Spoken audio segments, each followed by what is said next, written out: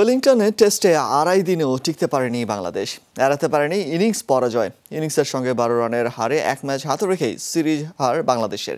Nail ওয়াগনারের 5 wicket শিকারের দিনে প্রথম সেশনেই হাতে থাকা 7 উইকেট হারায় বাংলাদেশ, অল আউট হয় 209 রানে। ওয়েলিংটন থেকে এহতেশাম সবুজের রিপোর্ট। হাতে থাকা 7 উইকেট নিয়ে শেষ দিনে বাংলাদেশের একটাই চাওয়া, কোন রকম দিনটা পার করা। আগের দিনের অপরাজিত সৌম্য মিঠুনের ব্যাটে শুরুটাও মন্দ ছিল না, কিন্তু স্কোরবোর্ডে 32 রান যোগ করতেই বিদায় নিলেন সৌম্য।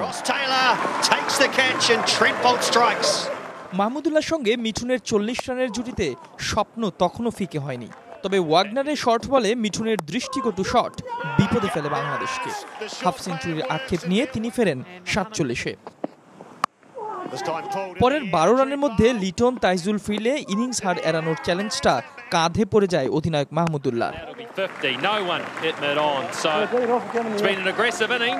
ওয়াগনারের 5 উইকেট শিকারে চেষ্টা করেও তিনি আর পারেননি, ঘাটতি থেকে যায় 12 রানের। 67 রানে তিনি আউট হলে ছোট গল্পের ইতি টানতেও আর সময় লাগেনি। শেষ পর্যন্ত 3 দিনও লাগেনি, মোটামুটি 2 দিনেই 2 বার অল আউট হয়েছে বাংলাদেশ। তাই তো এখন প্রশ্ন, টেস্ট ক্রিকেটে এটি কি বাংলাদেশের সামর্থ্য?